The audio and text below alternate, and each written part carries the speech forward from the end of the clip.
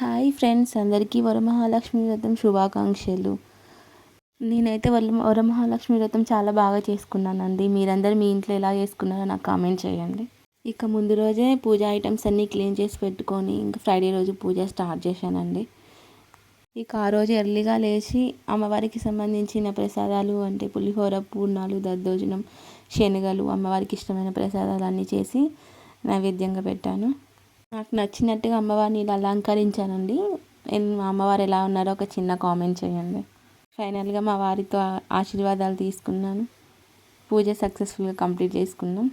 ఆ రోజు మా వారు నా కోసం ఇంట్లోనే ఉన్నారండి. ఎంతైనా ఇంట్లో మగవాళ్ళు లేకపోతే పూజ చేసుకున్నంత సాటిస్ఫాక్షన్ ఉండదు కదా.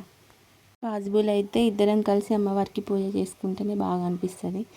ఇక మా బ్లాక్లో ఉన్న మా ఫ్రెండ్స్ 11 మందికి ఒక బ్లౌజ్ పీస్, గాజులు, ఆకు, ఒక్క పసుపు, కుంకుమ ఇట్లా వాయనం కింద ఇచ్చుకుంటే మంచిదండి. ఈరోజు మనకు చేతనైనంతలో మనకు ముత్తైదులకు వాయనం ఇచ్చుకుంటే మంచిదండి.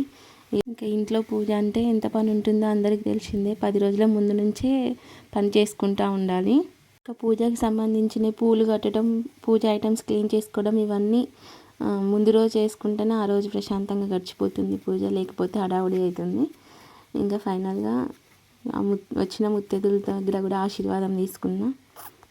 ఎన్ని రోజులు కష్టపడ్డా ఆ రోజు అన్నీ మర్చిపోతామండి. Thanks for watching.